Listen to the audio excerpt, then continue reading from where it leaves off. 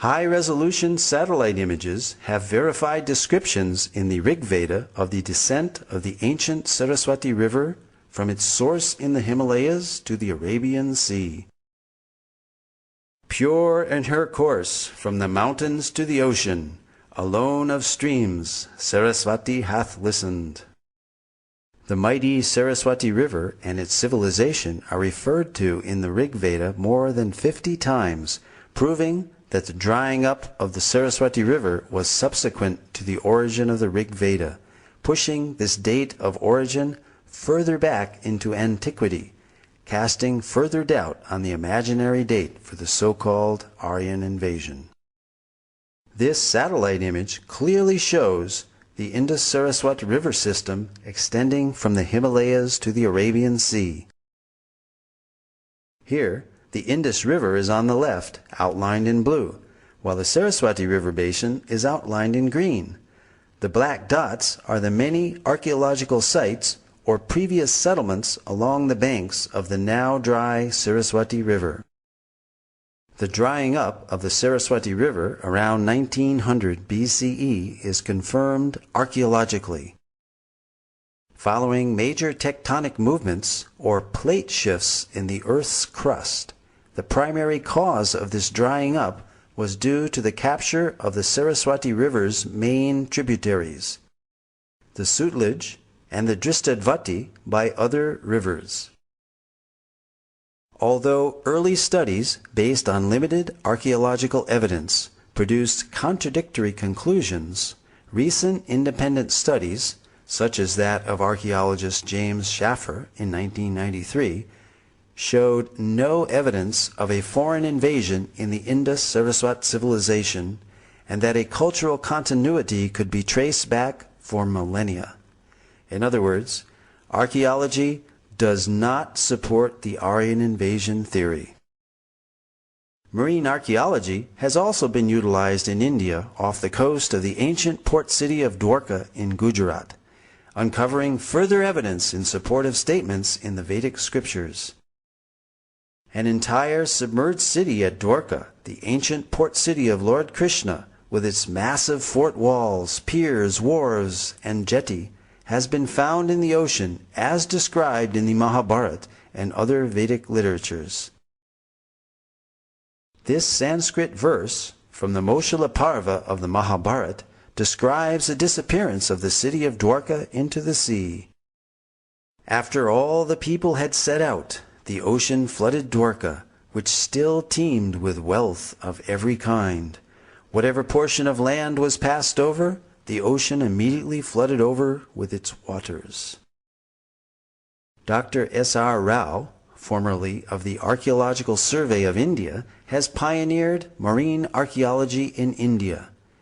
Marine archaeological findings seem to corroborate descriptions in the Mahabharata of Dwarka as a large, well-fortified, and prosperous port city, which was built on land reclaimed from the sea and later taken back by the sea.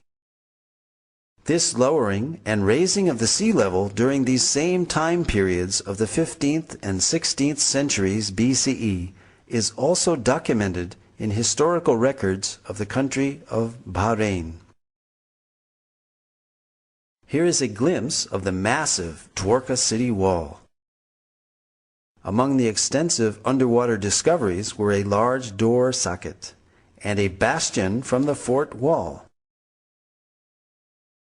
2 rock-cut slipways of varying width extending from the beach to the intertidal zone, a natural harbor, as well as a number of olden stone ship anchors were discovered, attesting to Dwarka being an ancient port city.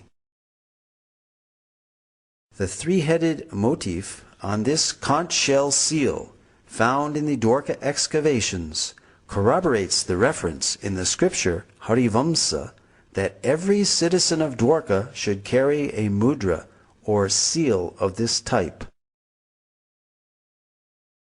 All these underwater excavations add further credibility to the validity of the historical statements found in the Vedic literatures. Apart from Dwarka, more than 35 sites in North India have yielded archaeological evidence and have been identified as ancient cities described in the Mahabharata. Copper utensils, iron, seals, gold and silver ornaments, terracotta discs, and painted grayware pottery have all been found in these sites. Scientific dating of these artifacts again corresponds to the non-Aryan invasion model of Indian antiquity. Furthermore, the Matsya and Vayu Puranas describe great flooding which destroyed the capital city of Hastinapur, forcing its inhabitants to relocate in Kaushambi. The soil of Hastinapur reveals proof of this flooding. Archaeological evidence of the new capital of Kaushambi has recently been found, which has been dated to the time period just after this flood. Similarly, in Kurukshetra, the scene of the great Mahabharata war, iron arrows and spearheads have been excavated and dated by thermoluminescence to 2800 BCE, the approximate date of the war given within the Mahabharata itself. The Mahabharata also describes 3 cities given to the Pandavas, the heroes of the Mahabharata, after their exile: Paniprastha, Sonaprastha, and Indraprastha, which is Delhi's Puranakela. These sites have been identified and yielded pottery and antiquities which show a cultural consistency and dating consistent for the Mahabharata period, again verifying statements recorded in the Vedic literatures. Although early Indologists in their missionary zeal widely vilified the Vedas as primitive mythology, many of the world's greatest thinkers admired the Vedas as great repositories of advanced knowledge and high thinking. Arthur Schopenhauer, the famed German philosopher and writer, wrote that I encounter in the Vedas deep, original, lofty thoughts, suffused with a high and holy seriousness. The well-known early American writer Ralph Waldo Emerson read the Vedas daily. Emerson wrote, I owed a magnificent day to the Bhagavad Gita. Henry David Thoreau said, in the morning I bathe my intellect in the stupendous philosophy of the Bhagavad Gita, in comparison with which our modern world and its literature seems puny and trivial. So great were Emerson and Thoreau's appreciation of Vedantic literatures that they became known as the American Transcendentalists. Their writings contain many thoughts from Vedic philosophy. Other famous personalities who spoke of the greatness of the Vedas were Alfred North Whitehead, British mathematician, logician, and philosopher, who stated that Vedanta is the most impressive metaphysics the human mind has conceived.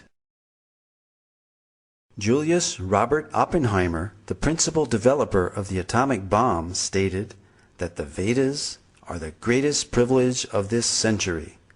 During the explosion of the first atomic bomb, Oppenheimer quoted several Bhagavad Gita verses from the 11th chapter, such as, Death I am, cause of destruction of the worlds. When Oppenheimer was asked if this is the first nuclear explosion, he significantly replied, yes, in modern times, implying that ancient nuclear explosions may have previously occurred. Lin Yutang, Chinese scholar and author, wrote, India was China's teacher in trigonometry, quadratic equations, grammar, phonetics, and so forth.